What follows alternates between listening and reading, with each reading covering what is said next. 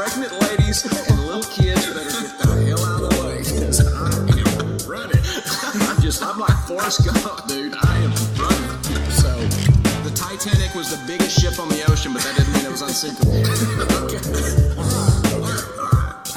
I want you each to use ombudsman in a sentence next week. I got one for you. My name is Kevin, the official ombudsman of the Just Let's Play podcast. You like apples? All right, so we're getting into season 8, right? And I feel like the whole season is trying to figure out I want to ask you guys this: is it a good ending, or does the dead win? Why did they have to be separate? Well, yeah. Who said that the dead are bad guys?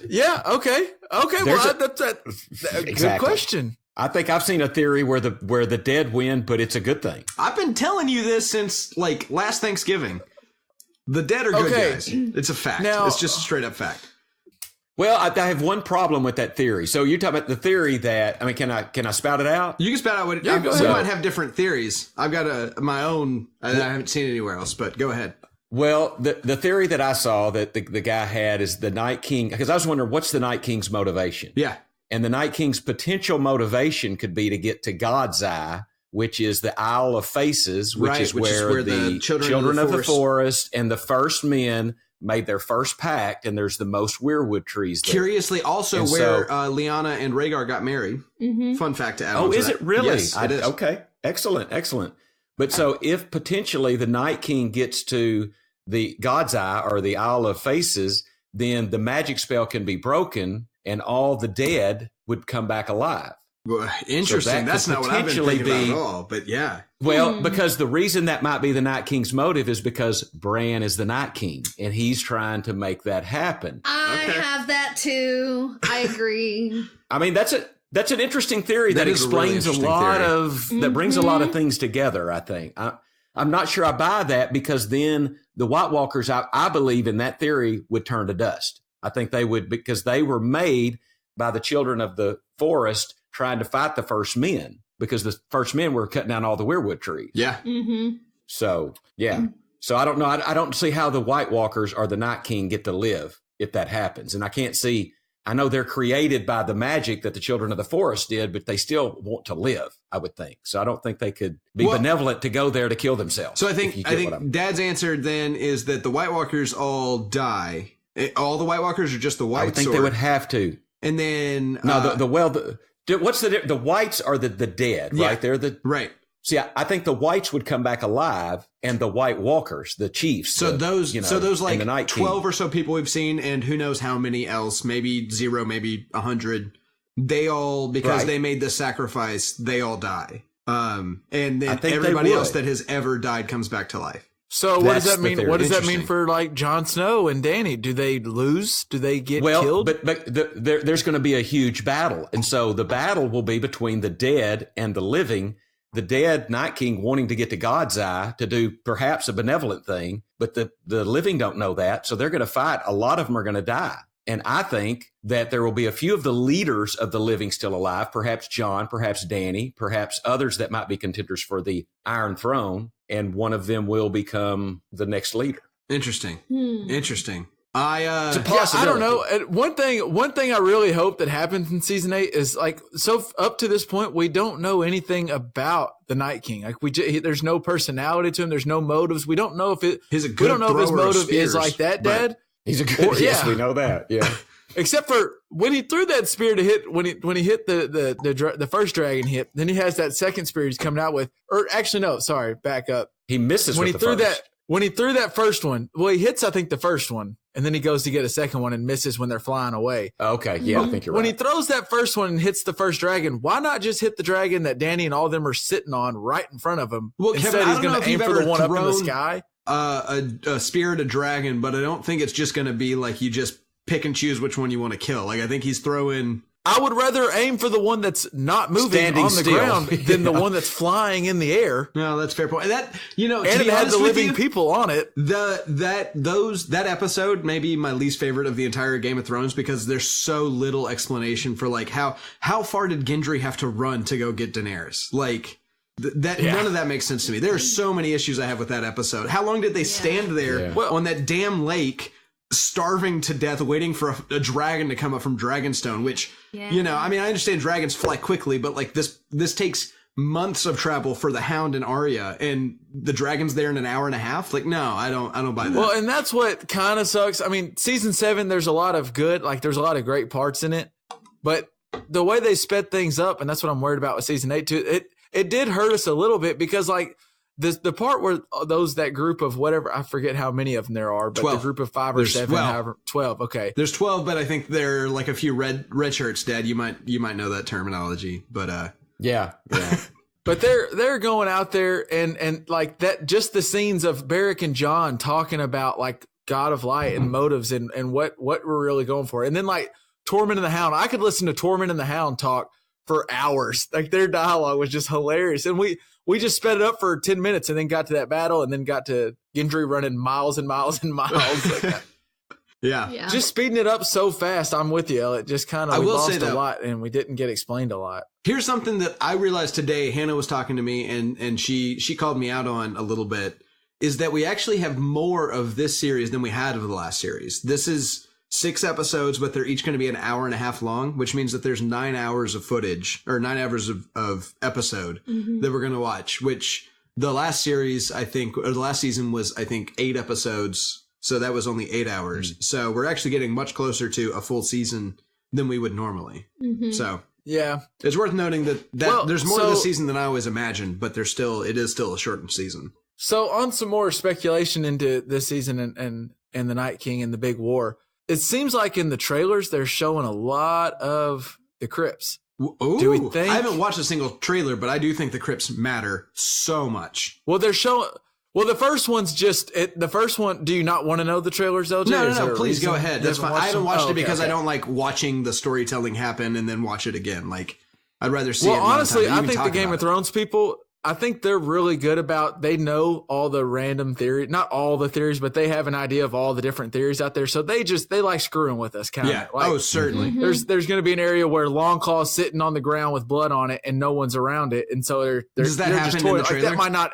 That's in one of the trailers. And okay. They're good about, if you watch some of their older trailers, they'll show you something and it never actually happens in the series. They just put it in the trailer because they're like, clever. Oh my God, is Jon Snow going to die? and all that. Yeah. But it just seems like the crypts are involved a lot in these trailers. And I wonder, can the Night King bring like Cat back? Ned's body's not there with them, so I don't think they could bring Ned back, but could they bring back some of the dead Starks if their bodies are there? I don't know. It's interesting that you asked that. First off, the first interesting thing to me is that as someone who just watches the show, I imagine you don't know who Lady Stoneheart is. Is that accurate? I've heard people talk about it and stuff on some different stuff I've listened to, but no, I don't. So I don't know the whole theory through the book. Lady Stoneheart is actually Catelyn Stark gets brought back instead of Beric Dondarrion at one point. And so then she leads the Brotherhood Without Banners in the books. And they've completely cut that from the series. It just doesn't exist. So it's interesting that you would bring up that Catelyn Stark gets brought back. That's just an interesting theory that might like tag into something that happens in the books, but doesn't happen in the show.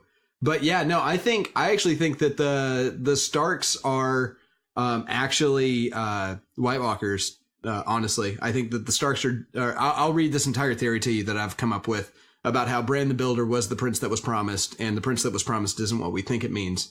But yeah, I think the Starks can be brought back at the sound of a horn that was found across the wall that Sam has with him currently, and that will be instrumental in either defeating or aiding the Night's King. I'm not sure which at this point. Who has the horn? Sam currently has it. Yeah, so there was that scene where he was over across the wall with his buddy, I believe it was Dolorous Ed and Grin, maybe the one that killed the giant. I think both of them with Sam were across the wall. This was the Craster expedition, I believe.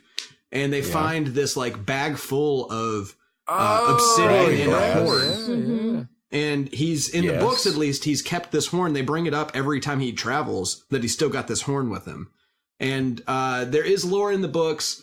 Again, I haven't read the books. I've just read a little bit of the first book, but there's lore in the books that this might be the Horn of Winter, which one of the kings beyond the wall blew at some point that awoke giants, and those giants may be dead Starks. Just an interesting theory to me is that if you blow this horn near Winterfell, then dead Starks arise to help fight a battle of some sort. And so that's why nobody has explored the tombs, and also why the tombs are guarded with steel swords, so they can get up and just grab their damn sword and walk out. And yeah. Well, it does seem like the trailers have shown a lot of crypts, and I just think the crypts have something to play. And if nothing else, they show us a spot where like Varys is down there, I think, with maybe Samwell or something. Really? Oh, that's interesting. There we go. Oh, wow. I didn't think about the horn. I just now thought about Samwell and the horn. What were you going to say, Dad? What I was going to say, does it show Samwell and whoever you just said, like, Varys dead in the crypt? No, it was Varys and Samwell, and it made sense. Like, Varys. It was in my head, I had it playing as those two people aren't big fighters, so that's why they were down at the bottom while the war was going on. But maybe there's more to it. Well, in that trailer for season 8, when they show, I think, Arya, Sansa, and I believe Jon in the crypts like they're dead, like the statues of them. And the picture of Jon is an old picture of Jon. It shows him as an older man. Well, I don't remember if it does the girls, but I believe Arya and Sansa look at each other and he lives. I thought Arya and Sansa's image looked like them now, so it would give you the idea that they died soon.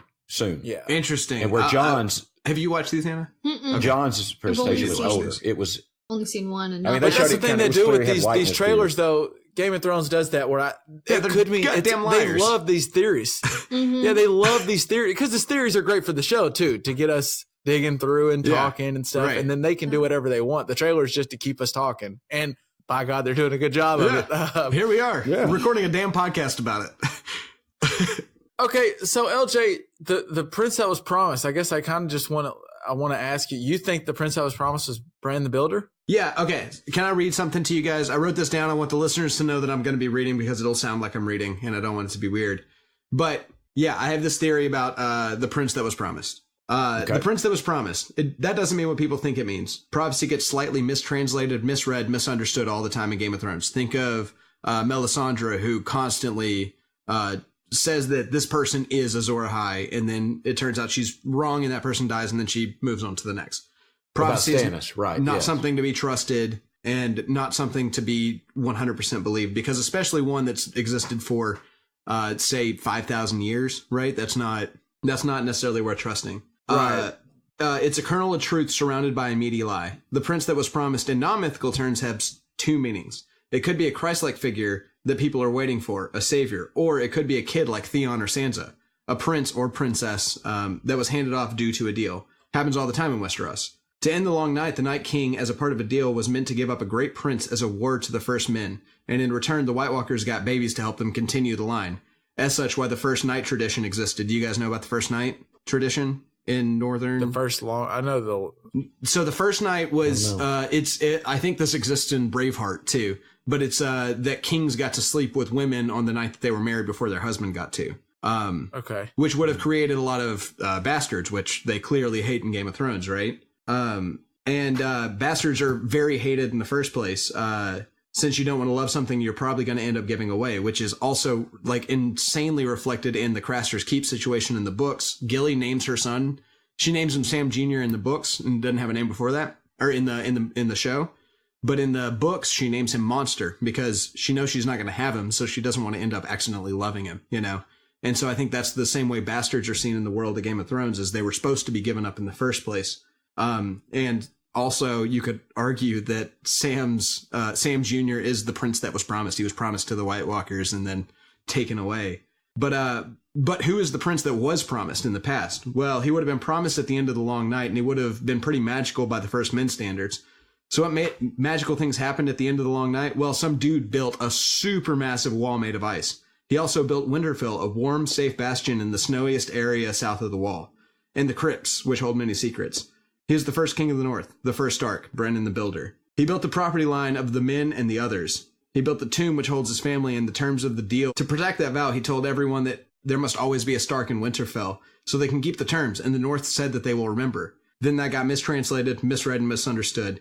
And when Craster ran out of babies, the White Walkers decided that enough is enough and are marching to Winterfell to take what's theirs, a prince. but that prince is dead, unless Brandon Stark is just a skin walking through time that can be inhabited by the kid we currently see as Bran. The Night King wants him back, and the Starks must decide the same thing Theon had to.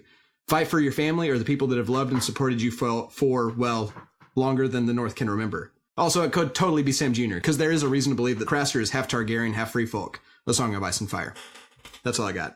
I got you. So Bran could be. I've been having the thought of Bran maybe a part of Bran the Builder and all the different Brans from all of time, because there's a story of, I could think it's towards the beginning, where Bran talks about how the woman, I forget who her name was. There was like a woman that used to tell him, and they would tell him stories. Yeah, and they said that she would get confused on which Bran was which, and would just call them all the same person. That definitely. But maybe they are all the same person. Well, and the other thing is, old Nan so she was wasn't confused. Never wrong about things either. If you look up her stories, especially in the book, she talks about how giants exist, and everybody's like, no, that's myths, that's silly. She talks about how dragons exist, and they're like, oh, that's myths, that's silly. And she talks about how White Walkers exist, and they're like, oh, that's myths, that's silly. She even talks about undead bears. Yeah, and we've seen that in the show attack the troop that we saw go north of the wall. And so old Nan's stories are not just stories, they're fact. I mean, that's at least one way to see it.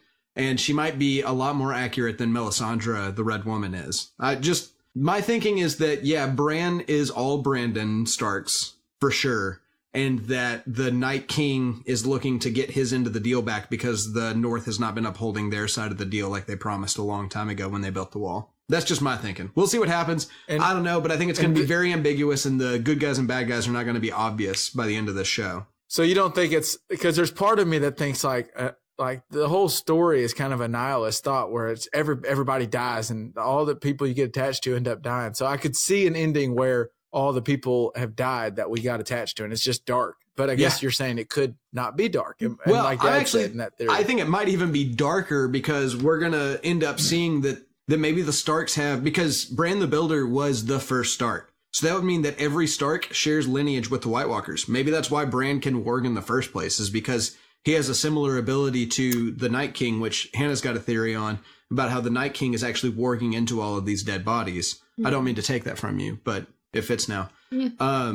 But so if that's the case, then they might all share lineage with him, and then Brandon Stark has to decide, is he going to fight for the Night King or for the First Men? And so does Jon. And now Jon is like literally half Targaryen, half Stark. And he told Theon the other episode that you can be both. But like in the war where you're literally fighting against yourself, can you actually be both? And I think it's going to be this ambiguous thing where everybody's fighting each other and killing each other over something that none of them have anything to do with. And I that's what I think is going to happen. Is it's going to say war sucks at the end of this. So okay, well let me latch on to that, because if that works into my theory in the if they get to the Isle of God's Eye, and if the Isle of Faces and all the dead become alive, and there's going to be a lot of people that died in the war, because this war is going to go on for a while while the dead are getting to this place, because it's quite a far way south. It's barely north of King's Landing, so it's way south of the wall. Right.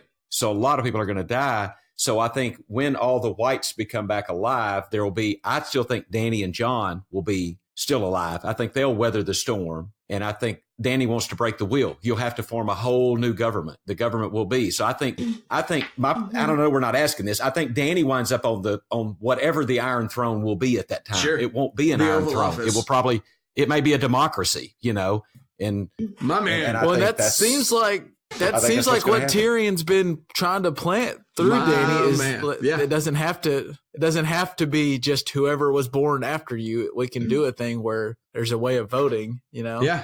That's kind of how I believe too, is that they're going to end up running themselves more like a democracy, and the Iron Throne's going to burn and no longer be an issue anymore. That's interesting, because I think Daenerys has the dragon melt the Iron Throne. Well, and that's what as a symbol, as symbolic. And the Iron Throne is a symbol of all of the swords that knelt to Aegon the Conqueror, right? And so he had his dragons melt those swords into a chair that you sit in, and so that would be a super symbolic into the breaking of the wheel that her family started. Daenerys. That they started. Yeah, that's really interesting, Hannah and Dad. That's cool. I like that a lot. And we'll see. I mean, I'm not against Kevin's idea that everybody just ends up dead. And I know Hannah's been saying that to me too, not on the air, but could see that happening. Absolutely. I could see that happening. Actually, Hannah, what was your thing about you talked about the possible ending where the Night King, what was that? So I think that, Bran and the Night King are, if not connected, the same person. And that Bran is, so he, at least if he's not the same person, he created him because Bran has this weird, he can obviously affect the past and the future a little bit by because he changes Hodor, because Hodor wasn't always like that. Willis could speak and then he changes him. And Willis, Bran, you'll know his name, Dad. Yeah, Willis.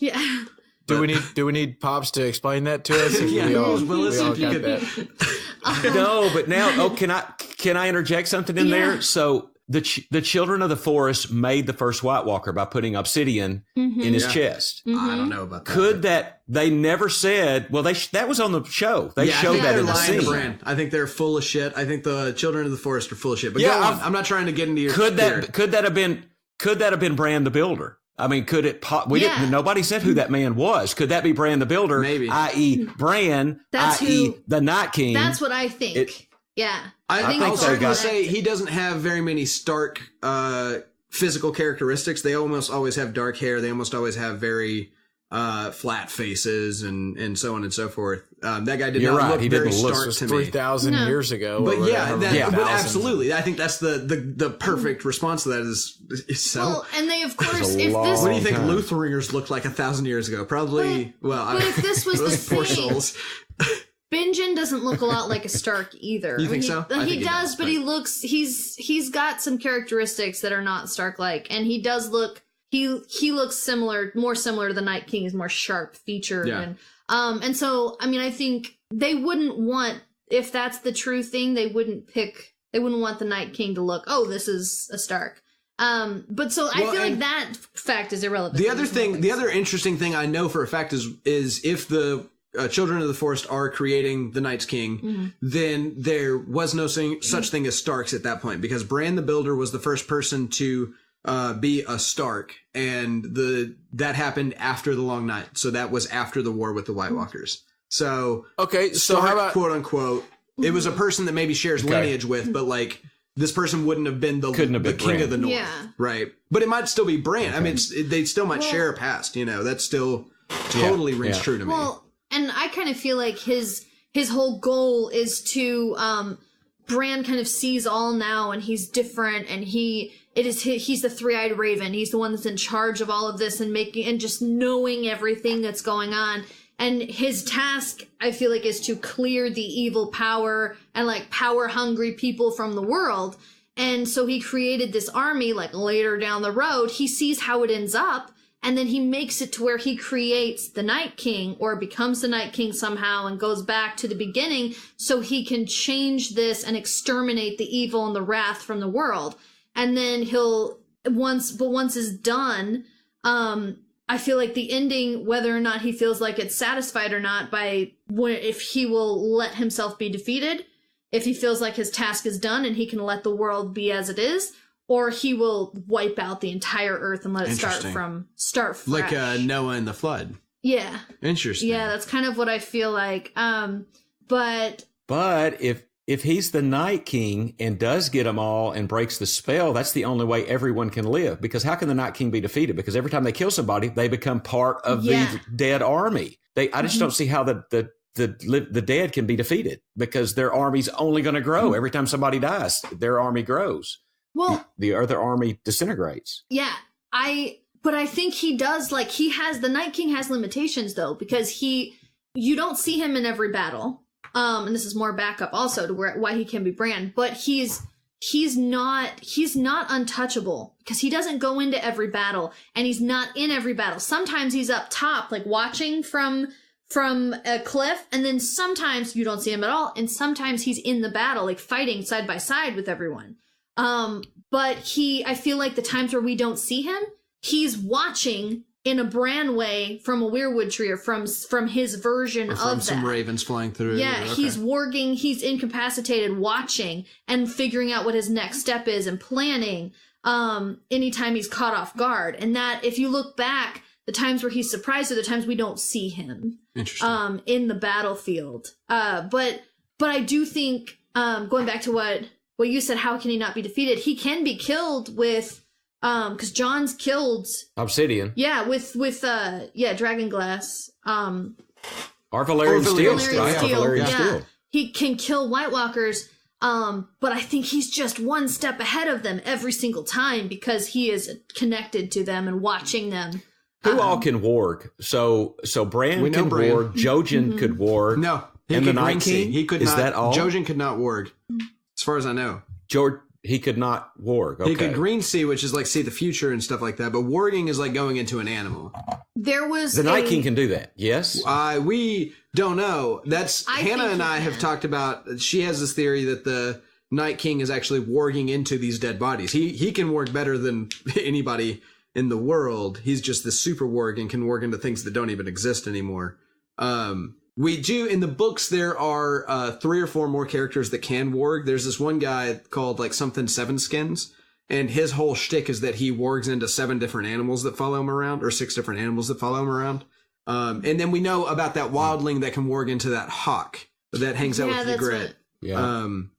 But that's it. That's the only ones we know can warg. There is evidence in the books that like Arya can warg, and that maybe even Robb can warg. Possibly. Well, I think there was always a way the other Starks could. I don't know if they could all warg, but there was a way they could almost get into their dire wolf. Yeah, well, and I think that's like a thing of like maybe all Starks can warg, but like Bran was the only one tested hard enough to actually have to do it, and so he's the one that found it out. Which is also, if the Night King is a warging mastermind, then maybe that is proof that the Starks are a White Walker line of first men, and why they're special at being able to do this. I don't know, just a thought. All right, I want to ask a quick question. So the prince that was promised, the Azor Ahai, if I'm saying that right, was promised under a bleeding star, right, or a red comet. There is a red comet in season 7, but has this been going on all the time? Has the red comet been there for the whole Game of Thrones? There's definitely a red comet in season 1, and it's also in the first book a lot, and they've actually nicknamed it in Dothraki. The term for this red comet is the bleeding star, which the prophecy calls for a bleeding star specifically. So that's why Daenerys fits this prophecy for Azor Ahai really well, is she was born under a bleeding star. One could argue that Jon, while not born at basically the exact same time, he was born like 2 years later.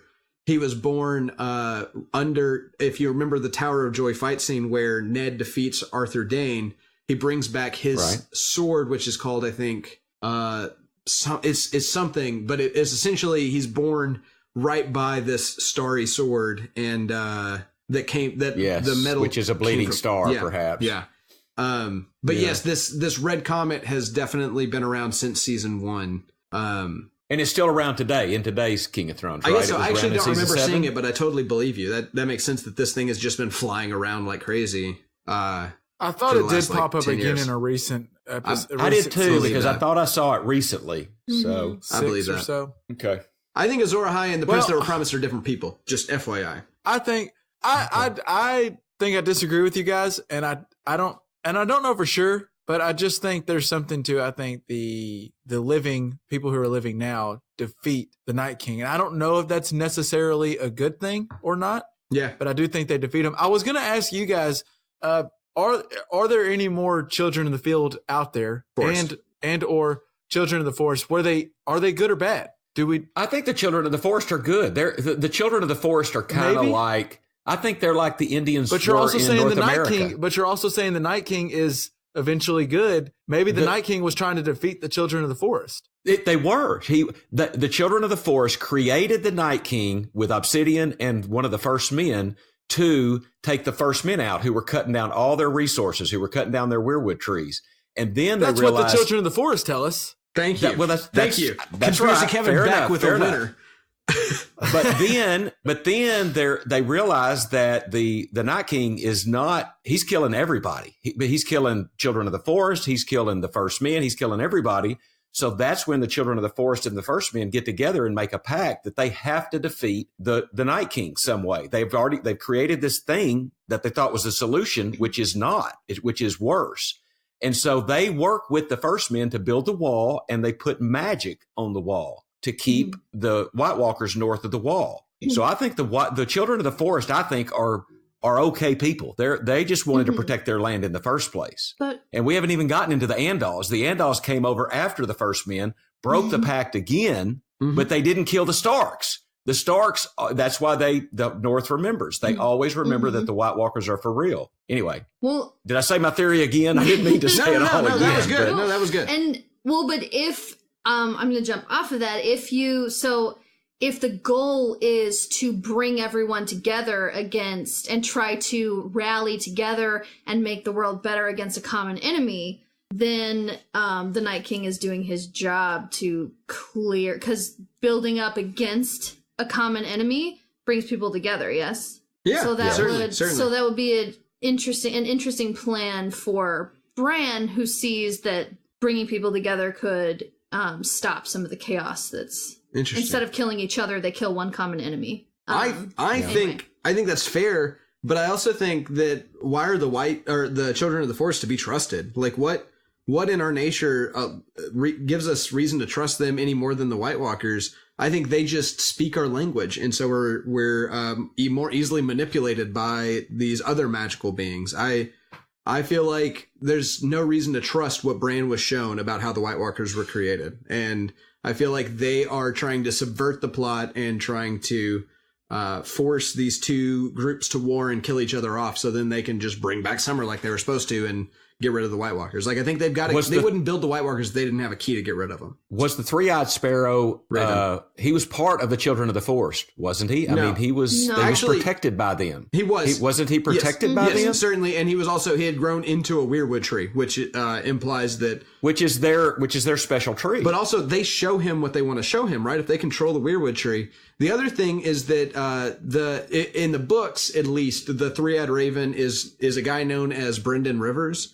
And he is a Targaryen who went up north to become Lord Commander of the Wall and then quit and went north and decided to do what he does. He's always been interested in blood magic and trying to control the world. And then the Children of the Forest have just manipulated this guy that's hungry for power and hungry for Targaryen control into telling Bran to come visit him and trying to control the guy who controls the White Walkers, maybe, into creating an all-out nuclear war that they can take over. Because in the sense that, like Hannah's talking about the Great Flood, I think they're thinking like one of the things that I think we can think of as humans in modern Earth is that the Earth's going to be fine because either it's going to increase in temperature to the point that it kills us all, or we're going to figure out a way to solve it. The Earth's going to be fine either way. It's not going to care whether we all died or not. And I think that's the way the Children of the Forest feel, is that they don't care if the White Walkers kill all the humans or not, as long as they get domain over Westeros. And so I think they're being manipulative. I don't see any reason to believe what they say over anybody else. They're just as Peter Baelish as Peter Baelish. Well, I think it's very possible. I will give them this. The Children of the Forest were sitting there minding their own damn business until the first men came over and started screwing with them. So they didn't ask for this. That's how they tell it. How do you know? Yeah. So let's get into the people that are living in the show right now, and the people I feel like we have more of a feel for because we've grown with them over 7 seasons. And let's go with Arya. Do you think Arya gets to complete her list? And if not, who does she not get to kill, or does she get killed? What do you think, Hannah? I think she lives through the end of the series. Now, I do think there's a strong possibility that everybody dies because in order to clear out all of this crap and negative energy and all of the rage, everyone's gone. But best case scenario for everyone else, if they solve the problem before Bran, the Night King, has to fix it, then she lives. And I do think, she will not let that list go. So does she kill Cersei? That's kind of the big one, I feel like. That is the big one on the list. Yeah, that's the big one on the list. But there's another prophecy about that. There is, and I think she is pregnant, and I think she dies in childbirth. Interesting. So she doesn't complete her list then herself. Well, Arya, not herself, okay. But and I think it really sucks for her too, because if we're talking about Cersei, it's poetic justice for her because she spends the whole series telling her dad and her brother that she needs to be treated. She's not, just because she's a woman doesn't mean she can't do these things. And I need to be able to speak. And she's not allowed to speak at cabinet meetings and all of these important things. And her dad says, just sit down and go sit with the ladies in the courtroom and let us men do our jobs. And she's finally on the throne. And then she gets killed by Valonqar, right? Valonqar, who is the younger sibling, and that's her new baby, and kills her in childbirth, which is also the only way a woman can get killed that a man cannot also get killed by. Interesting. So that's my theory. Because it does say on the that. Valonqar theory. So the Valonqar theory, for anyone not quite sure, isn't that just a younger sibling killed her younger brother? Is it just sibling? Well, so the theory or the prophecy came from Maggie the Frog, which even show watchers will know from that woman that told young Cersei that she was going to have, the king was going to have like 12 kids and she was going to have 3, and all 3 of her kids were going to die. And then in the books it goes on to say that then she will be killed by the Valonqar, which is a Valyrian word when for your tears have drowned. The Valonqar shall wrap his hands around her pale white face or something. Yeah, which in Valyrian can be a male or female. Yeah. It doesn't have to be gendered, along with the prince that was promised doesn't have to be gendered. But she thinks it's Tyrion, and that's why she hates Tyrion so bad. Yeah. Well, that's one of the reasons. She's got a lot of reason to hate Tyrion. Silly. I mean, not silly, but like misguided, I think. Like Tyrion could help whether or not the mom died in childbirth. But she does have a lot of reason to hate him. Well, almost but Jaime is her younger sibling. Jaime is her younger sibling. Well, that's kind of what people want. I think that's what a lot of theories call for and want, is Jaime to turn on Cersei and kill her. My question for you guys is, I don't see a way, even Jaime, there's a lot Jaime doesn't like about Cersei. I mean, enough to where he wrote off, but I can't see him killing Cersei. What can get Jaime to kill Cersei? To choke her out? You asking me? He still loves her. Yeah, sure, you. This man just got lied to about a baby that's not his, that doesn't exist. He doesn't know that. I think he's about to find out. I think this is going to be information that will be found out. I think that Jaime Lannister is Azor Ahai, which is different from the prince that was promised, in my opinion. And I think he also is the Valonqar. And I think they work really well together as a theory. So Azor Ahai, one story that exists about Azor Ahai, he was the last hero that ended the long night and is going to come back to end it again. And one story tells of him working 30 days and 30 nights to build a sword, and then he tempers it in water and it breaks. So then he works for 50 days and 50 nights on a sword, and then tempers it in the heart of a lion and it breaks. And then he works for 100 days and 100 nights, and then he calls his wife in and then tempers the blade through her heart. Her soul is imbued into the sword, and she gives a scream of agony and ecstasy. He pulls out a flaming sword, and then that is the sword that ends the long night. Now, what I think is that the sword is not a literal sword. In the world of Game of Thrones, we call men sword all the time. Like, what is the Night's Watch are the swords that protect the realm, and men are just called swords on a regular basis in that show. And I think Jaime is trying to find himself, and I think that is the sword that he's tempering. And he first tried in the water with Brienne, and then he second tried, and then he turned back to Cersei, and then he second tried with Tyrion, the lion who's in the cell, who then goes and kills the lion, who Cersei blames him for. And then he goes back to Cersei. And then he's finally going to try, and he's going to choke his sister, who, let's go back to the Valonqar, she's going to, so Nissa screams with ecstasy and agony. That's the Azor Ahai's wife. That's the warriors, yeah. Right, so Azor Ahai's wife screams with ecstasy and agony. Why would Cersei scream with ecstasy? Well, if her 3 children died and then she doesn't get killed by a younger brother, then the prophecy meant nothing. The prophecy was a lie. The prophecy was false. And she killed her 3 kids by being stupid. But if Jaime and or Tyrion does kill her, then she couldn't have helped it. It was not her choice. This was always going to happen because the prophecy was true, giving the ecstasy of her scream. The agony obviously being her dying. And so he chokes her sister to death to build the sword of the new Jaime that doesn't idolize Arthur Dayne, that doesn't want to be the best swordsman in the land, but ends up being a negotiator that re-ends the long night by making another deal with the Night King. End of theory. Well, in that trailer I told you where Long Claw's on the ground with blood on it, there's also Jaime's hand on the ground by itself with no one around it and blood on it. So interesting. They're again teasing you that Jaime's dead. But interesting. I don't think I'm the first person to come up with this too. They could be teasing us a lot, but say that again, Kevin. Where's his handprint? It's just, no, his hand, like the hand that's the gold hand or whatever. They're both. I think it's at Winterfell, and it's snowing, and there's Longclaw lying on the ground, and Jaime's hands lying on the ground, and then in the distance you can see a figure, and it looks like the Night King walking towards it. Okay, so it looks like they would be implying that the Night King has won and is now moving past Winterfell. He had defeated all of them. Do y'all see any parallels in Jaime losing perhaps a more important part of his body than Theon? I mean, think about that a minute. But yeah. Because Jaime's whole reputation, his whole life was built on how good he was with the sword. Yeah. And then he loses that hand, which I think is comparable to Theon losing his junk. Yeah.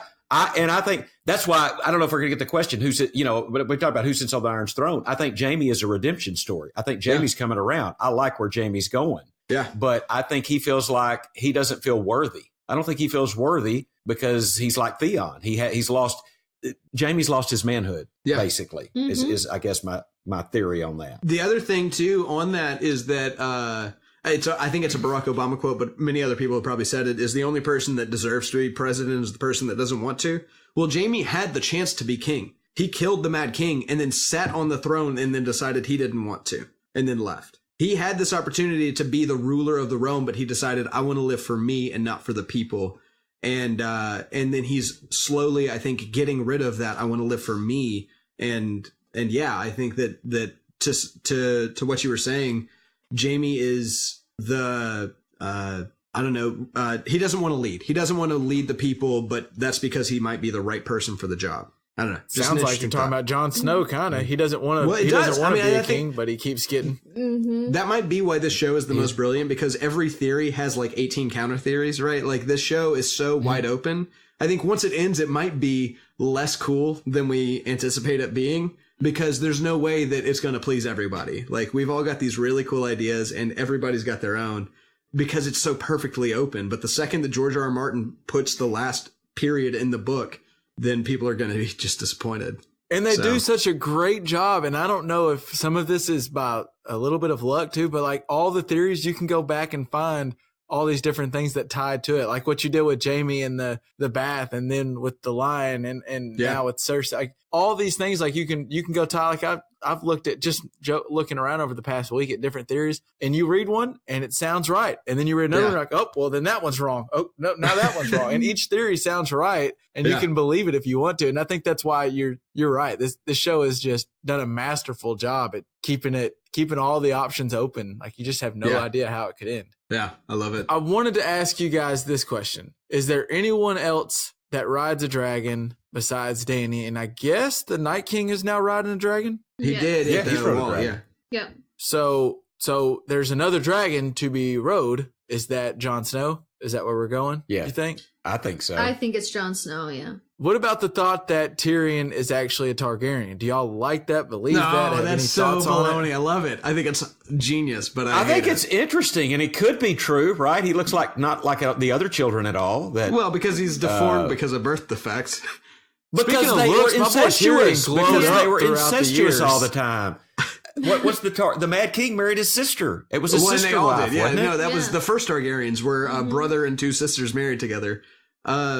Yeah, I don't know. I don't know. I think I think the more poetic story is that Tyrion was the only one when he went down Tyrion for who he was, and then couldn't because he wasn't what he wanted him to be. I think that is so poetic and beautiful.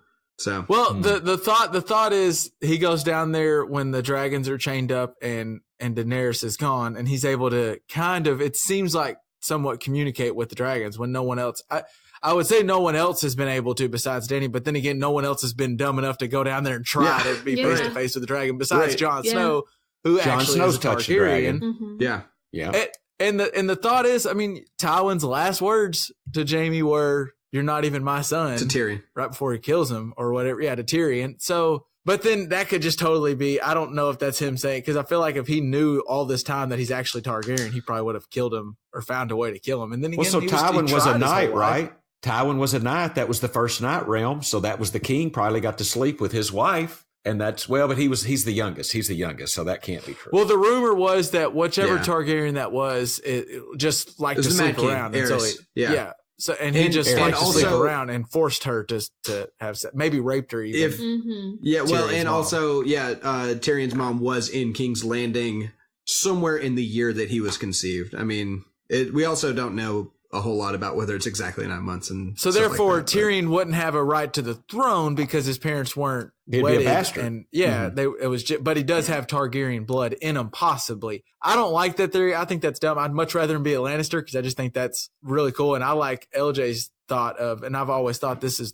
the kind of the ideal of the show is talking about how whether it was Catelyn who couldn't love Jon Snow, and that was her biggest regret later in life, is she should have loved Jon Snow like her own. And then Tywin didn't love his son just because it wasn't what he wanted. He wanted his son to be like Jaime. He needed to be a swordsman and all this. Yeah. And he didn't love Tyrion. And that's what led to the demise of him and his family eventually, is not loving their kids for whoever they are, you know? Yeah, yeah. So does Tyrion, there's no way, I guess he can't. Do y'all think, what happens with Viserion? I know, LJ, you asked that question. This was what I kind of was going with. Does he ever come back? Is he changed back to living? What do you think happens with Viserion? I think that it will be a poetic ending because I think this whole series will end with just like tying knots. And so I think the idea of Drogon, who's named after Khal Drogo, killing Viserion, who's named after Viserys, who Khal Drogo put the gold crown on in that golden crown. I think killing him with fire will be a very poetic ending. I think also the opposite will be interesting too. But I do think that the difference will be that Drogon will kill Viserion. That's what I think is going to happen. That's very Bible. Very Bible. Yeah. There's a Mark Twain quote that history doesn't repeat itself, but history rhymes. And I feel like that's a pretty good rhyming, in my opinion. All right. Well, up to this point where we're at, heading into season 8, who do you think, LJ, who's the worst person in this series? Either living, dead, it can be anyone that we've seen over the past 7 seasons. I'm glad you went to me because I'm going to sound original because no one else has said it yet, but it's definitely Ramsay. Ramsay is the worst person to have ever existed in this world. He's awful. Fact. Don't even need to explain yourself. Yeah. Just that. No, if anybody has seen this show, they know Ramsay is the worst person to have been in this universe. He's just like... Give me a name of somebody near, and I'll explain how Ramsay's worse. Like, go ahead, give me a shot. Well, there's only one that you could even put in the same neighborhood, and it's a distant second, and that's Cersei. Cersei is a distant second. I actually think Ramsay Bolton. I think Joffrey might be worse about her than kid? Cersei.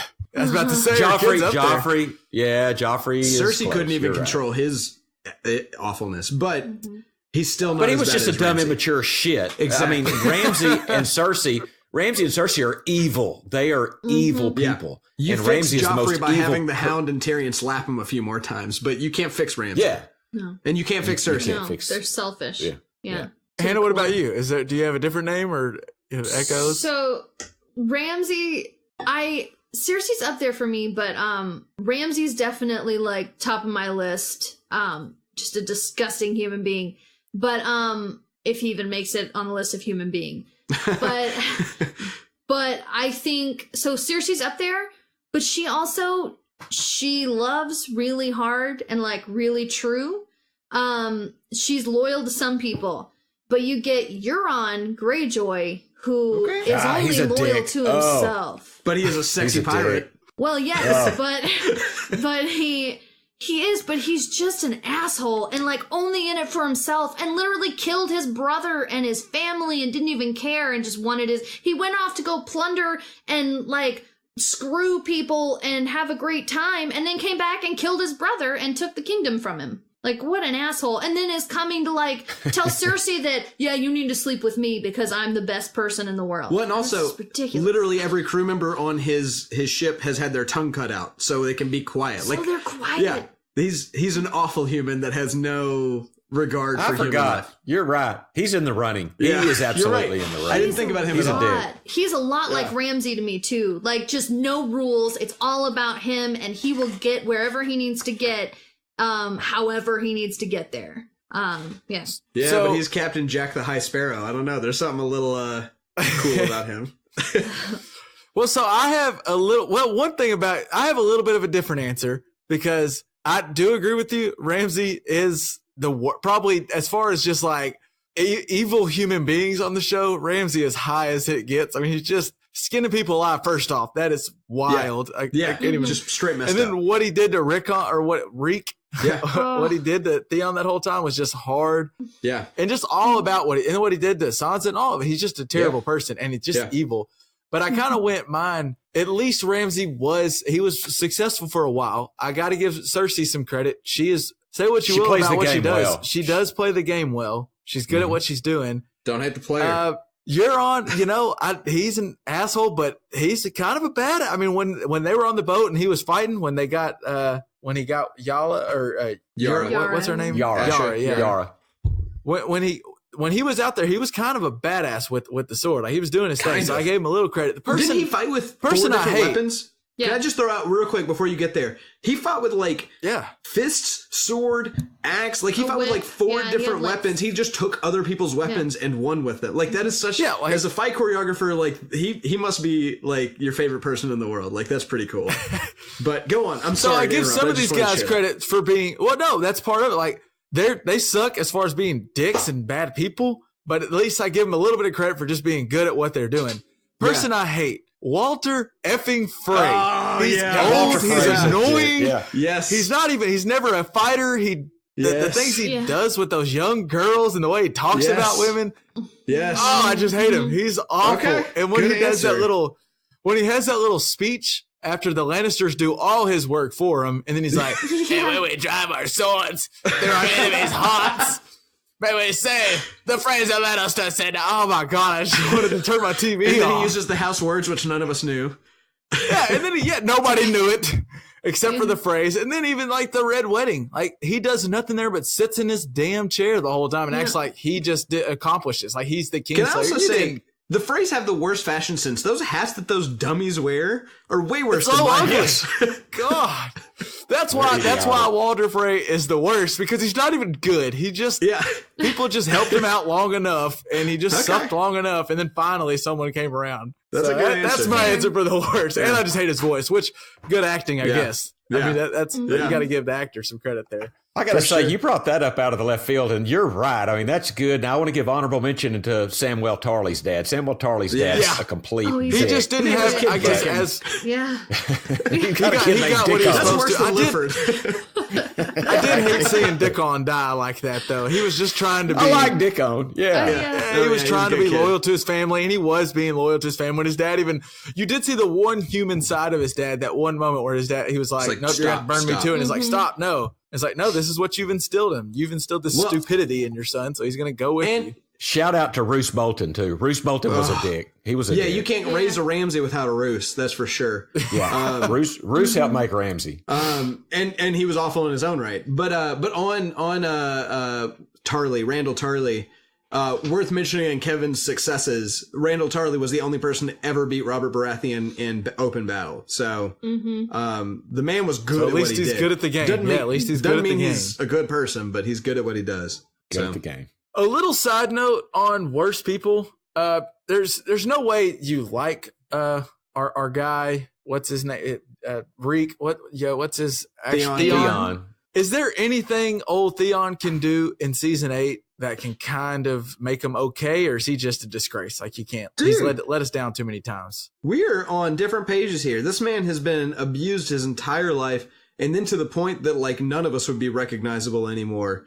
And yeah, he jetted when he couldn't beat his uncle in a fight. But like, the man's trying. I mean, I think that speech that John gives him, he took Winterfell and burned 2 random boys alive. Oh, he has a chance to kill Ramsay. Saying, he had a knife. He had a blade with 2 Ramsay's neck, and instead of cutting him and at least killing Ramsay, who's evil, taking him out of the world, he shaves his face. I mean, he couldn't. And then when his sister came to come escape, he wouldn't leave with him. There's just so many times where he could have at least altered his past. That's not Theon, though. That's an abused person, a broken person. Yeah, but he did rescue Sansa. I mean, after way too long of not. I mean, but still abused person, and who am I to blame the victim? But he did end up saving her in the end and taking her back. So I think he gets an honorable death in season 8. I really do. I think he's going to die to save somebody else. Or I think he saves his sister by dying, and that's the only way he can kind of right. He's got to die for somebody. No, yeah, Yara's dead. No, he doesn't save his sister. There's no way. He either saves his sister by dying or he dies trying to save his sister, and that's the only way he gets in my good graces. Because right now I'm just like, you've had your chances and you let me down over and over and over and over again, and he's got to do something. I feel like the reason I think he saves Yara is, why else is he in this damn show? Why is he here? Like, why is he still here? Because he's the okay, so this is where the only reason that I have to think is because my damn theory is so weird. But he's the foreshadowing for somebody having to decide whether they want to go for their family or the people that raised them. He is the modern day equivalent. Okay, to well, he's Brand already the done Builder. that. Why is he still around? Well, because what, are you going to just kill him? Like, I mean, They the could have been Stark off in the first season.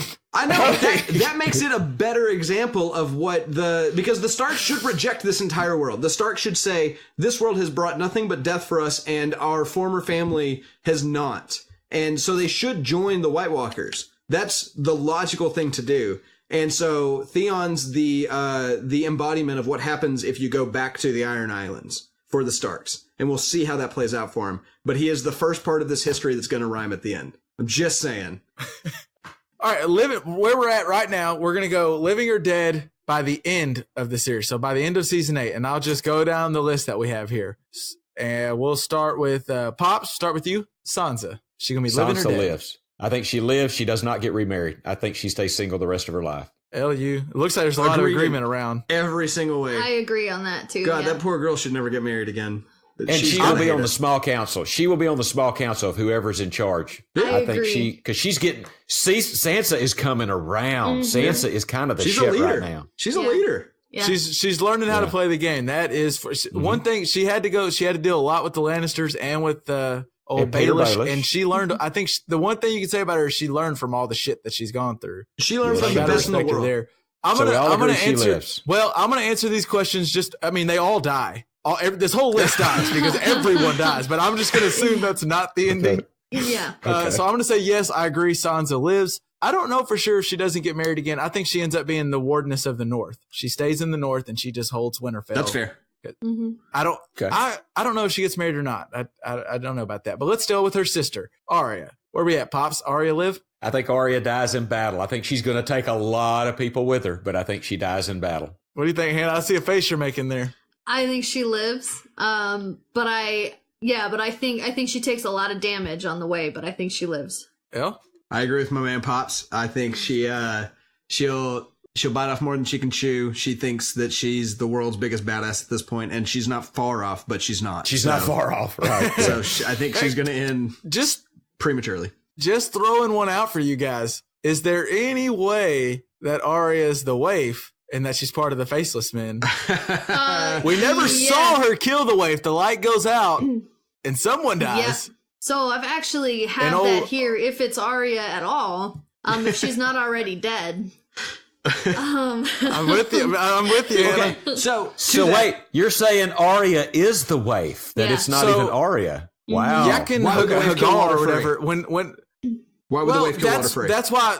So I was like I said, I've been rewatching a few of the different episodes, and I watched that episode, and then I watched some of the parts in 7. And there's things where Arya does stuff that would only be things that Arya would want to do, that not the waif would want. But there's just a way that Hagar lets her leave, where he has this little smile where she just says like, "I'm Arya Stark," and the way he smiles almost makes me go, "Does he know something that we don't know?" And is this the Faceless Men getting? And I also think that maybe it is Jaqen Hagar. I think there is a possibility that Hannah and I were talking about this literally today. We were talking about how she was what's the phrase for acting like Christian Bale does method acting. Yeah. Jaqen Hagar is method acting his way through. And so to be Arya Stark for the battle at the end, where he's going to decide because someone paid him enough money to kill, I don't know, Jon or the Children of the Forest or somebody, he has to play Arya Stark to a T. So that is the only way that I think that makes sense. Well, and so this is going way out there, and I don't have enough to back me up on this theory, and maybe you can, but I've heard some stuff about how the Faceless Men could be a part of, they've worked with the Lannisters before, and that Arya could be working with the Faceless Men, and that, like you're saying, LJ, they're making it, they have to play Arya so well, so when the time comes, they can kill Daenerys and Jon for Cersei or the Lannisters. I don't know if that happens, but I do. Wouldn't Bran I am know? like Hannah. Every time someone says something about Arya, I go, if it's Arya, then, you know. But Bran would know. Bran knew that she was an assassin when she walked up, right? Bran, when she walked up to the Godswood that he was sitting outside of, he was like, yeah, she's an assassin. Yeah, she's got a list. Like, he knew everything about her. And the fact that he would have missed the, oh, yeah, and also she got killed by the waif, and the waif just walked in, and she's just having a good time pretending to be Arya up here. And Bran just annoys the hell out of me, because there's just so much, like, right when he first shows up, there's so much he could tell Sansa, but instead he's just like, oh, I'm not Bran anymore. I'm the Three-Eyed Raven. And he answers all these, like, beautiful he answers everything in riddles and all this stuff. Yeah. And, like, just tell everyone what you know. You know a lot of shit. Just tell us. Well, he finally does with Sam. He breaks down a little bit with Sam. They just, like, talk trash about Jon Snow. But that backs up my theory again, because he does not, he's so neutral. And he's just trying to figure out what's going on and not, like, he's not here to help a person. He's here to help everything. Yeah. All right, well, here's someone. Remember what the Third Eye Raven told him. He said, am I ready? And the Third Eye Raven said, no.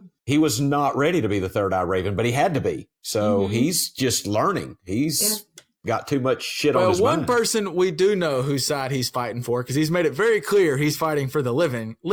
What do we think about Jon, Hannah? What's going to happen with old Jon Snow, Targaryen, whatever we're calling him? Aegon.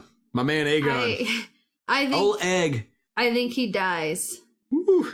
Spicy. Wow. Okay. Yeah. Elle, you don't agree, or you do agree? No, I don't think he dies. I think he lives. I think that he's not the hero that he's made out to be, though. I do think that, like, he plays a bit more of a secondary role than one would expect at this point. I mean, I think he's still a major role in the end, but Pops?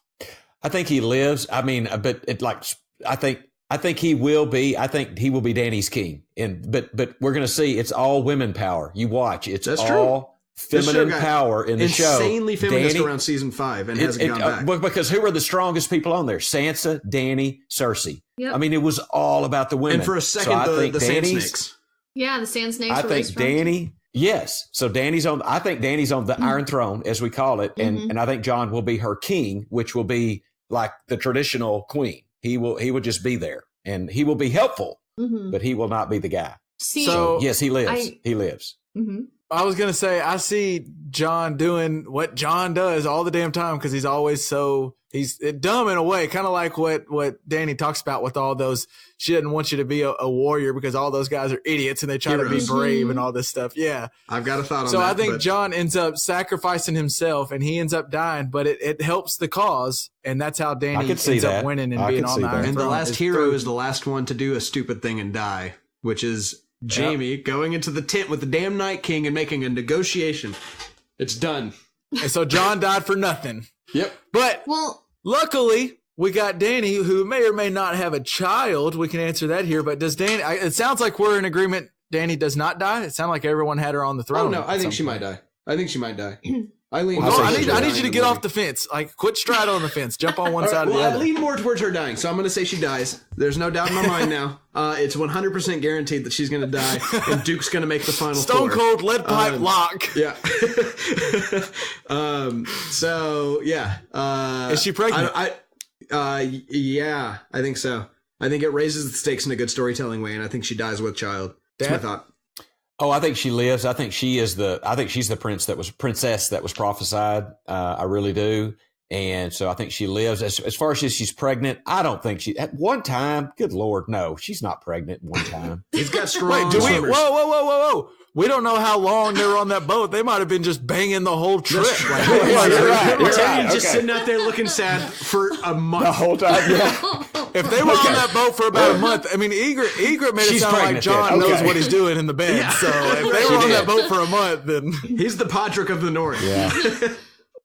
Yeah. I think she lives, but, I mean, and that is... I'm with you, Kevin. I think everybody's dead at the end. But if not, this is my alternative theory. I think Dany lives, but she doesn't sit on the Iron Throne, and she learns that sitting on the Iron Throne is poison. and no one should sit on it because she loses Jon and he dies. Metaphorically poisoned. Yeah, metaphorically poisoned, not literally poisoned. But yeah. Well, I mean, but yeah, so she feels guilty. She does something, makes a dumb move or makes an aggressive move, and he ends up dying because of it. And she steps down and changes the way the kingdom runs. Breaks the wheel. Mm-hmm. Democracy. Bran, what do we think? Do we really need to get into Bran? Because we kind of, hit him in all kinds of theories and whether he's the Night King. Bran can't die. Bran Stark might die, but he'll be back in another generation or so. It doesn't matter. Yeah, I don't think the Bran, that body might die, but I feel like Bran, the three-eyed raven, whatever, always lives on. That's my take on it. You got anybody have an objection to that? Nah. Bran, I couldn't answer anyway. Yeah. Theon Greyjoy, Mm-hmm. I'm going to go with, he dies, and he does trying to do something honorable, finally. Yeah. Agreed. I've got heroic death, Mr. Samuel Tarly. My man. What you got, Hannah? What do you think? I think he lives, and I think he's he ends up being either if we need it anymore, being on the wall and like a maester there, but I think he ends up being a king of the sector of one of the sectors of the north, since there won't be a true king. I think he lives. Now, that is a little sentimental because I love Samwell Tarly. I mean, I really love him, but I think he's a great friend to Jon. I think he lives in his own, whatever the small council will be in the new government. I think he will be advising the leadership. I think Dany will grow to like him, and Jon will vouch for him, and he'll be on the small council. Elle? I mean, he's Samwise from Lord of the Rings, so he's really the true hero. Frodo fails at the end, and Sam carries him there. He is George R.R. Martin. He's like... Yeah, well, that's okay. Like so then Martin my next thought is he's even actually George Martin said that he writes the story.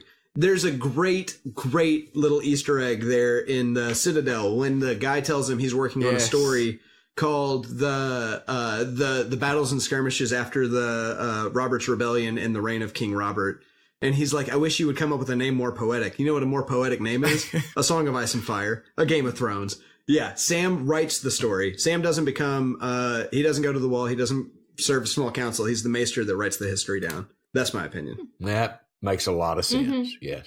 What if Sam sits on the Iron Throne when Dany steps down? His son most logical, smart. How about seemingly everyone's favorite redhead? How about Tormund? Where are we going with him? With my man Tormund, where you at, Pops? Is he might be dead already. No, he's not dead already. He is going to die an honorable, great death, and there's no way they let Tormund die off screen. I mean, Tormund's going to die on screen, and I hate it because I do love him. I want him and Brienne to get together and make big giant babies. That's what I want to happen. But and so does Tormund. Tormund wants it so bad he can't see straight. Oh God, Tormund wants some Brienne so bad, but there's nothing maybe he'll better. Get it one time. There's nothing better than the conversation between the Hound and Tormund when the Hound's like, "Does she look at you like she wants to cut your throat out or whatever he says?" And Tormund's like, "You know her." And like it gets him all excited and giddy inside. Yeah. What do you think, Elle? Does he die? Yeah, I think he's dead right now, and I think the next time we see him, he's going to be marching with the army. Oh wow, that's gonna hurt. Yep, that'll be tough. It's gonna be real bad. Tough. Hannah, do you agree? I don't agree with Elle. No, I agree with Pops. Yeah, I think he's gonna die, but it's gonna be a big, huge, dramatic death. I don't know if it's necessarily gonna be like important or honorable, but I do think it's gonna be a big moment. There's some poetry into the wildling that saves the realm. Like that would be a pretty cool story. Yeah. Kevin, I'm sorry I interrupted. Well, I see Tormund dying in some way, not in similar fashion to Hodor, but just going to be like pulling on your heartstrings in similar ways, where an episode's going to end and Tormund's dying like some way, and it's just it's going to be one of those. If you watch on a computer like I do a lot of times, they're going to do that thing like they did at the end of the Red Wedding, where the screen goes black with no music, and you can like kind of see your reflection, you just see yourself with your mouth dropped. Yeah, I worry how he's going to die. Let's go with LJ's Prince that was promised over there, or no, Azor Ahai. Sorry. Don't let me get all these theories mixed up here. But Jamie, where do we see Jamie? I guess LJ, you got him living, right? I think he might live. Yeah, he's Mr. Deal or No Deal in LJ's book. Pops, where do you got Jamie? Yeah, he's the Howie Mandel. Honestly, I could not make up my mind on this one. I don't know about Jamie. I mean, he's certainly on the road to redemption. I think he's got a good, his heart is getting better, but I don't know. I could not come up with an answer to that. Yeah. Hannah? I have him living, but like by a thread. I was on the same way. He's missing his other hand, a leg and a half. not meaning like that, but I don't mean like that. But I mean like I was on the fence on that. But wouldn't that be interesting though if he was the imp that Tyrion never really was? I don't know. Yeah. Interesting. I see Jamie, and like me and Hannah have said, if they don't all die, that means a few of them do survive. But I do think they're going to take a lot of people that have gotten really close to our hearts. And like Tormund, I think Jamie's going to die a death that really, really hurts us, because we've been saying too many livings, I think. And I just, a couple of these people that don't either, and maybe LJ's right. I never thought that he played a role in a big, like a huge role in the world kind of resolving and who wins and loses in this thing. I just see him trying and fighting honorable, and he does finally find who he is, but probably with a sword through him. What about his sister? It sounds like we're all in agreement. And Cersei's got to die, right? She's got to Cersei's got to die. Yeah. Bitch has got to burn. So in the same episode that we're crying that Tormund and Jamie die, like we're also like pausing the episode and clapping because Cersei's finally dead. Right. If they put him in the same episode, that's going to be perfect because I won't know how to feel. Bitch gotta go. Bitch gotta go. Yeah, I love it. What about the guy who just seems like he's the perfect hand to the king? Oh, Sir Davos. What do we think about him? The Onion Knight. Do we think LJ? Do we think he lives, or I do think he lives. I think he uses smuggler talent to just kind of figure out his way. Like he gets out of sticky situations better than anybody else in the world, and there's no Stannis to cut off another finger for him to do something weird. Yeah, I think he survives. I think he survives honorably too. I do think he makes it out okay. Dad, do you think he survives? Do you remember when he said something about, well, why would anybody listen to me? I'm only 50 years old and have lived my whole life, or whatever. Is that right after when he tells Gendry not to tell Jon who he is? Yes. And like his first words are like, I don't know why anybody would listen to me. I've just lived to a ripe old age. Yeah. I love that scene so much. That is a great one. But with that said, I do think Davos, I think he gets it in this season. I think Davos isn't going to make it to the end. Fair and enough. I love him. I love his character, but he won't make it. I think I agree. Hannah, what do you think? He's a top 5. I agree. I think honorably, but I think, he's gone. Yeah. Yeah. Oh, that's my other Final Four pick then that I've got against you guys. Yeah. What about the Hound? We haven't done a lot of talking about the Hound. First off, do you think he dies? And do you think there's a Clegane Bowl? I'll start with you, LJ, because I know you got a lot of intrigue in the Clegane Bowl. Oh, man, I'm so rooting for Clegane Bowl, and I think it happens because, as Dad has mentioned, the showrunners know what we viewers really want to see, and it's always been Clegane Bowl. For the listeners, could that be that's a little Valonqar theory, That's a little brother killing. The little brother. Well, but I actually think that he loses because I don't think that I don't think he could have beat the Mountain when the Mountain felt pain, and now he doesn't. So I think that he ends up losing. But for the listeners, I just want to shout out Clegane Bowl is the Hound versus the Mountain fighting. They're both Cleganes, and if you haven't been keeping up with Game of Thrones too heavily, then yeah, we've all wanted to see the Hound versus the Mountain, and they've teased it and then not, and then so. What does he tell him? He tells him, "You know who's coming for you. You've always known." I mean, that was badass. Yeah. I mean, yeah. What do you think, Dad? But I think he dies. Just throwing it. Yeah. Okay, I think he lives. I think he's too damn tough to die. If Brienne couldn't kill him, and that's why Sansa. Well, I don't know if I got to say, but I don't think Sansa. She didn't. She walked away. But she didn't. She walked away, and so did Arya. Yeah, he was on her list, and she walked away. So Arya's list, she's not going to finish the list because he plays a bigger role in this. In this game. I think he plays a bigger role because he got his redemption with the building the huts, the church. And the guy came, with his own helmet on and killed all the people. He knows how the world works. He's cuts to the chase. There's no bullshit with the Hound. And I think he makes it. I think he's just too damn tough to die. Yeah. Hannah, what do you think? Fair. I think by the end, he's already tired of living. I think he's ready to be done. He's out. So he's going to do something super big and blow himself up or something to save everybody. But he's going to go. He's not going to be able to make it through the rest of this. I think that is the difference between the Hound and every other character in the story, maybe, is that he enters fights thinking maybe this is the time I get to stop living. And it never works out for him. I hadn't thought about that, but it's a good point. What if the Hound was the guy? What if he was the prince that was promised and ends up saving the world with a flaming sword? A guy who's afraid of fire saves the world with a flaming sword. That'd be cool. That'd be pretty neat. But then I don't see how he makes that the whole if we're sticking completely true to the prophecy, how he sticks his sword into his wife, because he doesn't really seem like he loves any one woman. Well, hey, it's interesting you said that. The warrior that is the prince that was Aki High or whatever, he had a flaming sword. There is only one character we know of, right, that remains having a flaming sword. Remains, sure. Dondarrion, isn't it? Right. Dondarrion? Who? Well, so let me throw a wrench into that, though. In the books, he's not alive. They instead bring back Catelyn Stark instead of him. So if he is Azor Ahai, then the books can't be finished the same way, like even close. And I feel like that's not going to happen. Okay. So. Well, I just thought of that. No, that's a really interesting thought, but it just, in that sense, doesn't work. Okay. Tyrion? If you think they're going to end the same. I'm saying you Tyrion missed Euron, but lives, Euron's got to die. We all agree with that, right? Yeah, Euron's just got to die. He's a dead. Yes. I hope he dies in an awesome death. Like, I hope. Yeah. But I mean, no. Explosions. Yeah, he's a moron. He's going to die sooner. What about Tyrion? What do we think about dragon eats Tyrion?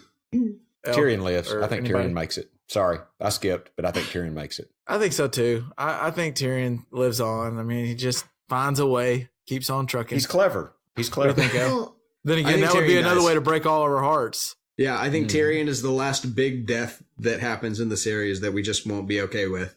But I think that in his honor, that's how democracy in Westeros gets set up. That's just my thinking. Yeah. Hannah, I think he lives. Absolutely happen. I think he lives, and I think he lives. Helps everybody out. Gendry, with Gendry, I think he dies, and it's not even, they make it like it's a real sad moment, but probably something real big happened right after. Like, we don't get time to dwell on it, but it is something you like later. You're like, oh shit, Gendry is dead. You know, one of those kind of things. What do y'all think? Agree. Completely agree. Disagree. Completely agree. Agree. The man ran from where they were fighting the White Walkers to the wall in 45 minutes. Who can catch him? That's not going to happen. That is true. He's like Flash. Like 7 years. He's fine. He can beat anyone at this point. And he can handle a hammer, by God. What idiot's going to carry a hammer into battle with the White Walkers? But this man will, and he is fine. He's fine with a hammer. Our boy. And also, he's a dreamboat. Jorah Mormont. The Sandman couldn't beat Jorah, so what can? Do we think he ends up getting killed? Or what do you think, Hannah? He's dead. Mr. Friendzone. Dead. He's dead. I love him, and I don't. But yeah, he's dead. And I mean, I think he dies like outside of battle at some death that's not so cool and not something he would choose. Just a bummer death. Yeah. I agree with that. Bummer. Or like he's murdered for no reason or something like that. Yeah, unfortunately. Yeah. I think somehow Jorah saves it. I don't know. That one's tough for me. I think Jorah like saves someone really big and then dies. Like maybe saves Samwell. Like Samwell gives him that Valyrian sword and he fights off a shit ton of people. But it saves a big. I don't know. I do think he dies though. I don't think he ends up living. What do you think, Dad? Did you already say? No, but I think he dies with Dany kissing him on the cheek as he passes away. Keep that friend zone going. He gets kissed on the cheek. That's what he'll get. I think that's how it ends. Poor Jorah. And I love Jorah. I love Jorah. Always have. My favorite character, maybe. Melisandre, what do we think about her? She said she has to die. So I mean, I guess we assume she's going to, right? Yeah, we can all agree she dies. I will say that she has been wrong about prophecy every time she's looked into flames, but I think she's right here. This might be the first time she's 100% okay. Yeah, she's finally right, and it's her death. On that, we didn't write it down, but on that, Varys, she told him Varys, he had to die. One I wanted. Yeah. What do you guys think? I think Varys lives. I think Varys lives. That's another prophecy that she said, so maybe she'll be wrong. I kind of think Varys lives. What do you think, Hannah? I think he dies. I think something happens, his little birds get away from him or something. But yeah, I don't think it's very climactic, but I think he dies. Interesting. I'm gonna miss I think he dies. Go ahead. I was gonna say I just need some more good dialogue scenes between Varys and Tyrion. They just have some. And Tyrion, they are the best. Yes, like when he's like, "What did the scroll say?" He's like, "It's a sealed scroll for a king," and he goes, All right. So what did it say? What did it say? And of course, Varys just tells him exactly what it says. Yeah. I think he dies right after his hair starts to grow out, and we realize that he grows silver hair like a Targaryen. He's been a Targaryen this entire time. That's why he was worth paying all that extra money for that blood sacrifice that happened to him when he was a kid. He's been keeping it shaved this whole time. He's been hiding it from us. Yeah, because no one would buy him as the true king. He doesn't, they don't see men without their genitals as useful parts of society in this world. So he hasn't exposed himself as such and then just rose up the ranks in his own ways. So, and that would make sense why he's all on the side of, Daenerys' side too. Yep. Wait, do you actually think he's going to grow out silver hair at some point? Well, maybe not, but I do think he's a secret Targaryen. Wow. Okay. I hadn't even thought about that. But I hadn't either, but could be. He has been kind of a big Dany fan for a long time. He's been like slowly working these puzzle pieces for a long time. There's these stories that George R. R. Martin wrote as like prequels about two characters named Dunk and Egg. Well, Egg is the Aegon that Maester Aemon at the Wall says, Egg, I dreamed we were old. That's who he's talking to, is Egg. And Egg was called Egg because he was Aegon and shaved his head to hide the fact that he was a Targaryen. And so he had an egg-shaped bald head, much like the way George R. R. Martin describes Varys the first time we meet him. So, just fun fact. Interesting. And then, LJ, you act like Yara's already dead? You think Yara's gone? Yeah, she's dead. Girl dead. My girl, Yara Greyjoy, she had one slip-up where she wanted to have a little fun down there with some. Yep. I forget her name, but Martell, the girl. Ilaria, yeah. Yeah, she just she got a little caught up and got a little bit of blinded, and that one slip up cost her. I think she probably dies. Yeah, I bet Theon dies while he tries to save her. Yeah. Hopefully, like LJ said, Euron either dies at that same moment or a little after in big fireworks, like a big explosion. But I could see that the reason that makes sense to me. The reason that Euron dies is something Yara did self-sacrificially to take him out of the world. That'd be interesting to me. I could see that. Any other names we want to touch on before? Nope. Brienne. We talked about Brienne. Brienne. Do we think Brienne and Jaime ever get a moment? We've already said we don't know if Tormund. Who is Brienne love? There's a lot of guys like a little Jaime. She loves Jaime. Renly, she'll never love another. She'll never love again. She loves Jaime. She loved Jaime. Yeah, she loves Jaime. Yeah. Nah, she loves Jaime. So what happens if all of them are in the same? What happens if they all get to Winterfell and there's Jaime, Tormund, and maybe that's why Tormund's got to be dead already, because there's a love triangle that two men aren't going to be happy there. Hey, Jaime's going to lose that one. He's going to lose to Tormund. It's just man on man, I'm telling you. Well, the Hound asked Tormund what he's doing, how he's still alive, and he was like, "Well, I'm pretty good at killing. That's how I'm still alive." And he is. He's very good at killing. Well, and he's commented on how Jon Snow is prettier than both of his daughters. And so I think it would be kind of poetic for him to lose Brienne to somebody that's prettier than Jon Snow. So I think, I can't argue with you there. Who would you definitely want to have on your team? Let's see. The person I would really want is, I want the Red Viper. Give me Oberyn Martell. He just was... he was a badass. I think he was the best fighter. And I think also he was just cool as hell. I don't think the first time I watched through, I didn't realize how awesome of a character he was, because he kind of just goes all of a sudden he's gone. He's just there and then he's gone. And then when I watched back knowing he was going to die soon, I really paid attention to him. And he was just so cool. And they even talk about it on one of the Inside the episodes where they're like, he just does whatever he wants. He doesn't care if he sleeps with a man. He doesn't care if you like it or not. He sleeps with a woman. He doesn't care if you like it or not. He loves his sister.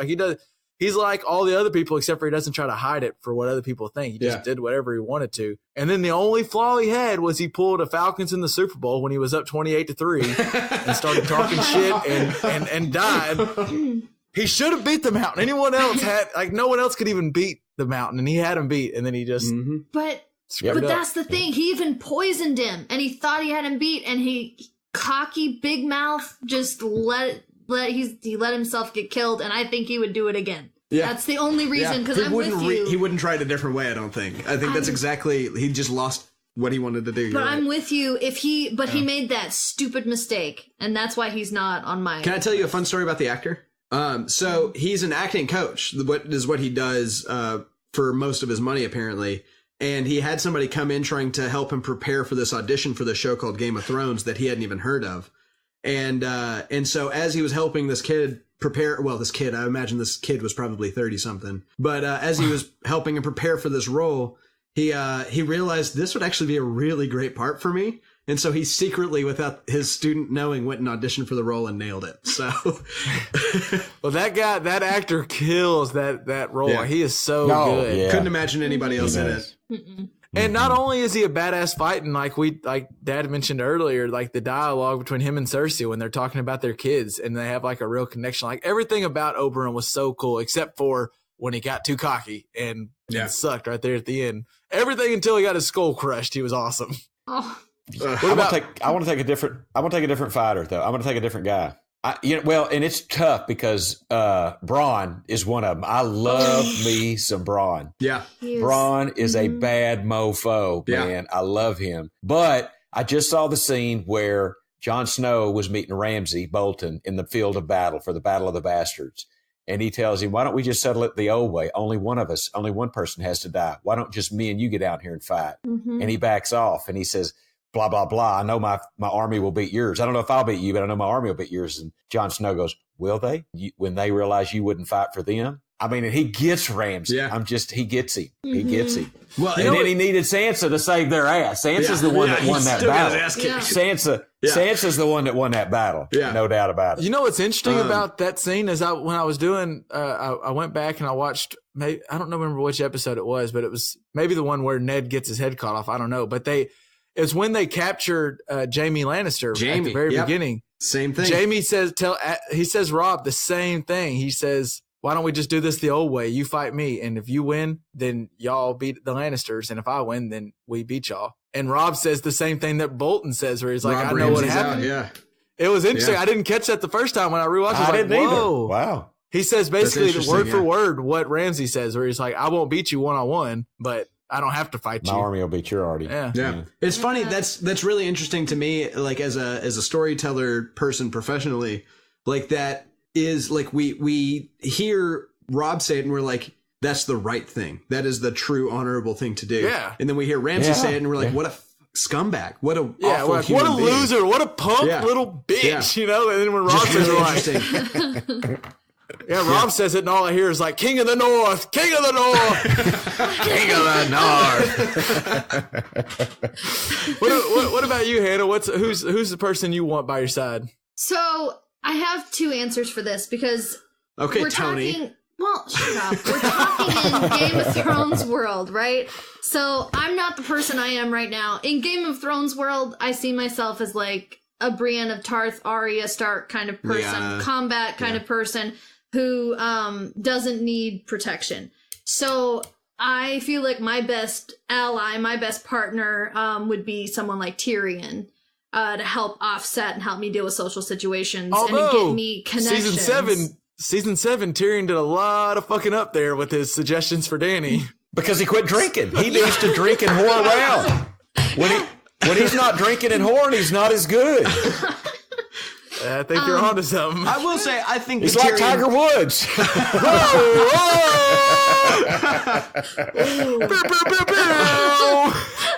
I don't think Tyrion made wrong calls. I think they just didn't work out. Like I think that's kind of the thing. A shooter keeps shooting. Like I think he's still got the great shot, but sometimes they just don't. Yeah, Tyrion is like the epitome of like when you make a fantasy start on your fantasy football team. You made the right decision. Like the matchup was in your favor, it just didn't work out. Tyrion, most of his calls are like they're very logical and they're right calls. It just didn't work. Yeah. I mean, and the only thing is like he didn't plan properly for Euron all day, every day. Like Euron's the only thing that messed him up every step of the way. So and Jaime completely outsmarted him at by bringing his people home and then sending Euron in. So well, so we've got Tyrion on the one hand, and then the other hand, if I have to just be bolted into the world right now, the way I am right now, I need someone like the Hound or Bronn or Gendry that can take care of me, but also I can talk them out of situations, and they're capable of the soft side and getting attached to somebody, but also like can beat somebody's ass if I need to get out of a situation. Fair enough. I like it. Braun's one of my favorite characters of the whole series. We didn't answer this before. Or no, did we answer on Braun dying? Does he die? I feel like he probably does. No. He's not on the list. No, we didn't. I feel like he does. And it's going to suck. Because Braun's awesome. Yeah. He's hilarious. He never gets his damn castle and pretty wife. Yeah. They asked the actor, someone saw him at a beach in Bulgaria or something like that. And they were like, were you here filming for Game of Thrones? And he's like, I just heard they had pretty castles out here. All right, El, who's your ally? You're picking one to be by your side. Ramin Djawadi. Of course. Elaborate, please, sir. That is the composer for Game of Thrones, and could you imagine the sound design? That man, he's like. I just actually read. There's a really good article. Well, I was going to say there's a really good article about him on the Ringer, and it's really cool. Him just talking about what he does with Game of Thrones, and then the book, the show itself. But God, the music for Game of Thrones is amazing. Yeah, there are two composers that if I could just have in my back pocket, I would I idolize them. It's Ramin Djawadi, and who also does amazing work on Westworld, by the way. And then Ludwig Göransson, who did the Black Panther / Community / all of Donald Glover's music. So yeah, I will give you like every moment where there's like a song, like at the end of an episode or even during an episode, but every moment where there's a big something happening, there's no words being said.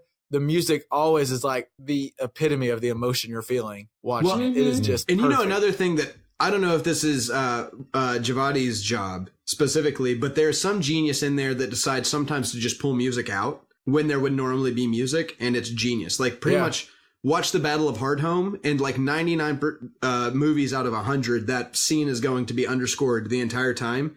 But when he's fighting the White Walker, I think they pull all music. When we just pull all music throughout half of that battle, which is just incredibly smart. It really helps it hit harder because you don't get lost in the like when the Red Wedding ends, like that last scene where Catelyn gets killed, and it's just nothing. It's just deadly silent. I tell my students all the time is like, to be a really great sound designer, the truth is you have to know when to say we don't need any sound here, because that's really hard to do as a sound designer. And man, when it's right, it's right. Oh, I'm shocked. Good answer. Wow. I'm shocked. We did all this and no mention of Jorah as an ally. That dude is as loyal as it freaking gets. He battled back from everything. He got sent away 3 times. Dude's an idiot. But he's also a little old, right? He gets himself in situations that he needs help to get out of. That's why he wasn't on my list. He a little long in the tooth, Kevin. He should have died 10 times that he couldn't. The only reason he got out was because he had Tyrion, or because he had Dany, or because he had Dario or Grey Worm. Like, the dude bites off more than he can chew, and then he picks good company. And I guess maybe that's a good power, though. I guess maybe now that I'm thinking about it, that's somebody I want in Westeros, is somebody that finds good company. Shoot. Maybe honorable mention. I want the drunk priest that always brought back what's his name? Like, one, we always got some wine on deck at all times, so we can always get down with a good time. And then 2, if I were to die, he can always bring me back. As long as no bears come around, no dead bears, we'll be fine. Yeah. I don't know, man. I am just so pumped for this season. Me too. I think it's going to be good. I think they'll find a way, like LJ said. I think they're going to do a great way of tying a bunch of knots, and that's what this season's going to be a lot of. I'm just excited, and I think honestly, we just spit out all these theories and we sound real confident. The only thing I'm actually confident in is I don't know a damn thing that's going to happen. Whatever they do is going to be really cool, and I can't wait. Yep, agreed, 100%. So, do we need to rank our intellectual level of Game of Thrones now? That's right. If we're going on straight up just factual things of Game of Thrones, like, can you recall? I'm about a 3. Yeah, I was going to say 3. I might get a little crazy and go 3.5 if I'm feeling extra spicy that day. But yeah, I'm a lot lower than I thought. Yeah, me too. I'm going to go with the strong 8 because I feel like if we would have gone with house names for a lot longer, I would have killed that game. Just saying, I missed some quotes, whatever. Strong 8. The guy that lives under the same roof as the person making the quiz. I'm not saying, Hannah, I'm not saying you let him do anything, but Augustus McCrae once told us, a man that won't cheat for a poke. And I'm not saying LJ hadn't looked at some of your questions a few times. I'm just throwing that out there. I'm just saying, Kevin, they're sleeping together. That's all I'm saying. Now, you don't trust me. I don't trust LJ. I is the like thing. him to win I don't yeah, it's LJ we don't trust. Okay. All right. All right. The ugly face of jealousy rears its head. Okay, I'm not giving myself a real 3. I'm going to give myself a 5. I'm going to go with a 5 after the thing. So I'm going to give myself a tight 7. Not a strong 7, but a tight 7. I mean, I won the contest. I came back and won the contest. You did. Yeah. Yeah. Proud of you. Yes. Take that, rewind it back. All right, well, we probably got to sign off. This is knocking on 4 hours. I hope the listeners don't have to listen to 4 hours of us just bullshitting. Oh, God, please do your magic, LJ. I do have one last question. One real quick last question. There's so, no such Serial thing. for real. Serial for real was the rain dancer, right? water dancer. Sword trainer. The water dancer. Pharrell Do you Williams. think he's kin to Derek for real? Do you think he's kin to Derek for real in the, you know what I'm talking about in the Johnny Depp movie? And this seems like a perfect way to end it. Good Lord. You know what I'm talking about, right? Yes. Oh boy, Blow. He was in Blow. Yeah, Derek for real in Blow. LJ, he was waiting on that. He was able to save that one, unlike his Joe Flacco joke, which couldn't wait. He's been sitting on that for 3 hours and 45 minutes. Oh my God. Oh Lord. Okay, I'm done. Oh my goodness. All right, well, that'll do it for another episode of the Just Press Play podcast. And we are now getting ready to just binge another, like the last couple episodes of season 7 of Game of Thrones so we can get ready for season 8. Give us a rate and review. You can probably hop on our the website at jpppod.com or on our Facebook, or leave us a review at how wrong we were at either of our theories or how dumb we were at some of these trivia questions. Just anything. And we love Maybe hearing from MyBookie you, has so, odds on it. They probably. Yeah. I always wonder how those odds work, because like, couldn't the actors go bet on it? Then again, I guess I just You bring feel like this there's up a lot every of time we inside talk about information. betting. Couldn't Romo? Couldn't. I'm just saying, there's got to be something out there. But we appreciate you listening to us, and we hope you're just excited for Game of Thrones as we are. And for another week, that'll do it. Peace out. Peace. Peace. Bye.